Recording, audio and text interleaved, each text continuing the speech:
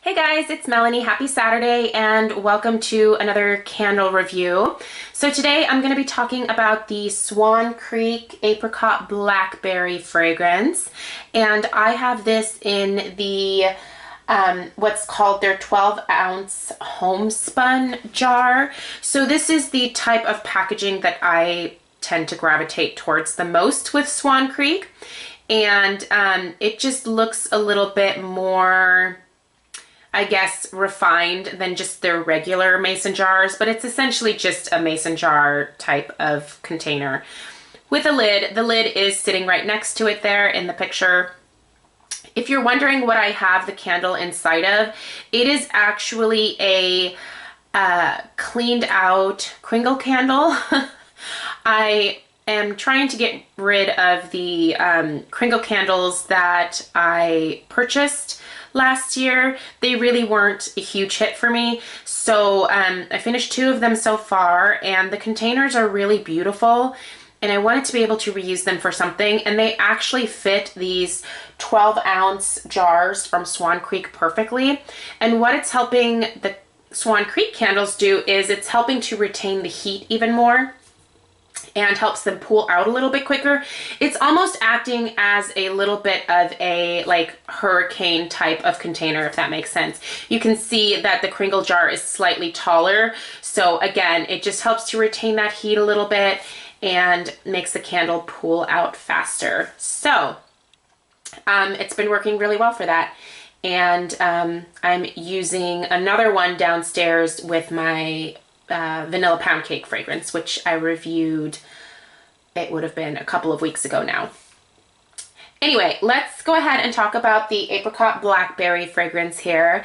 This is one that I was a little bit hesitant to purchase because you guys know that I'm mostly interested in bakery type fragrances, but with the summer rapidly approaching, I thought it might be a good idea to review some fruitier types of scents because I know a lot of people really love fruit scents during the summer. And I'm really happy I grabbed this one because, you guys, it is really, really delicious.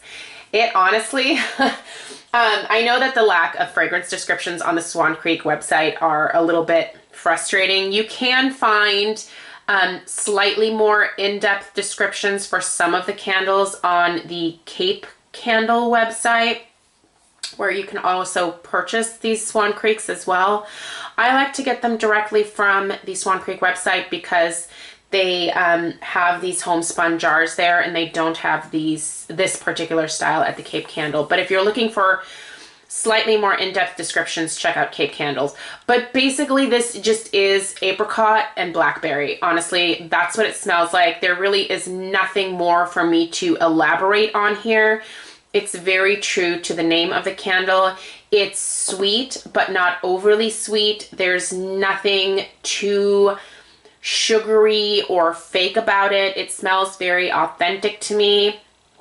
It just smells like a summertime, like fruit salad, you know, like just those 2 really delicious sweet summer fruits together, not cloying, not obnoxious in any kind of way, just really pleasant.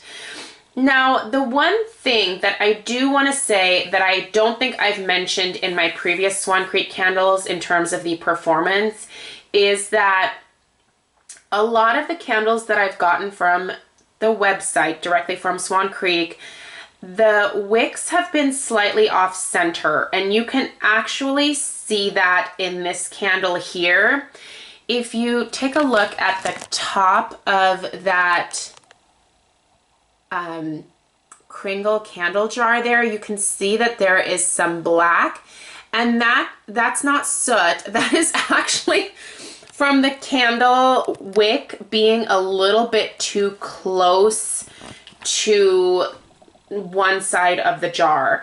So I'm not noticing soot from these candles. It is literally like almost like a charring type of effect that's happening to the glass. It does wipe off, but it is a little bit frustrating because none of the wicks really seem to be completely centered. Now, I don't know if that is because what they sell on the website directly through Swan Creek is like leftovers or rejects from things that they couldn't send out to various boutique stores. I honestly don't know. I haven't called the company about it, but if I place another order and I do find that the vast majority of those wicks are off center as well, I think I am going to go ahead and look into it a little bit more, because if I'm going to keep getting candles like that, I might choose to purchase them elsewhere. I like going directly to the company because they do give you the free gift of the 6 pack of their like clamshells, their wax melts. You don't get to choose your fragrance. They send you kind of whatever, but that's kind of nice because then you're not obsessing about it and you just maybe get to try something new. But yeah, so that is really my only complaint about these candles.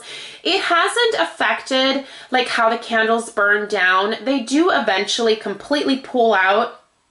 It's just that the wick is ever so slightly off center to where it's causing that kind of charring effect on one side of the glass. Now, I trimmed this wick before this burn, and by the way, this is my second day burn of this fragrance here. I trimmed the wick before lighting it, but I think I should have trimmed it just a little bit more. You can see that that flame is a little bit tall. So what I'm going to do after I'm done with this video is blow it out, trim it, and then quickly relight it.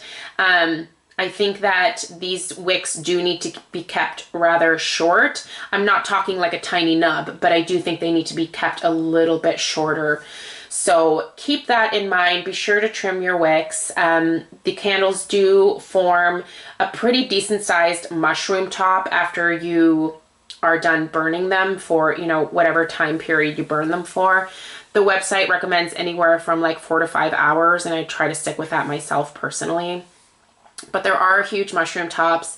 They are cotton wicks, so that's just kind of bound to happen, but it doesn't really affect the quality of the burn for me anyway. So yeah, the throw of this candle is about, I would say, probably just about a 7. So it's got decent throw. When I put it in my office here, I can smell it throughout my entire office. It wafts out into the hallway, into the bedroom across the way, into Stella's room. You know, it travels a decent amount. The strength, however, is more of like, you know, a 6. It's not overpowering. It's not something that you're going to walk into a room and be smacked in the face with. It's subtle, but not subtle in a bad way. I know most of us like our candles to be kind of smack you in the face type of strength, but this is a little bit more on the subtle end. I would say if you're looking to beef this up, I would grab the melts in the same fragrance and, you know, do the melts at the same time, or just burn a couple. You know, for me, this is fine because I'm going to go ahead and finish this off in my office here. So working just fine in here, and I would think about repurchasing it again next either spring or summer next year. There's other things that I want to try, so I don't think I'm going to repurchase it right now, but I'm kind of trying to figure out what my favorites are from the brand, so I'll need to try some new things with my next order. And yeah, that's it. Hopefully this was helpful for you guys. Again, it is just a true apricot and blackberry fragrance. It's delicious. It's, you know, it just is what it is. There's nothing super fancy about it. There's no like hidden notes or anything like that. It's just a beautiful summer fruity type of candle that you could easily put in your kitchen or really any other room in your house. And it'll fill a decent sized room nicely, and yeah, it's not overly overpowering. So let me know if you guys have any questions down below. Thank you so much for watching, and I'll see you in my next video. Take care. Bye-bye.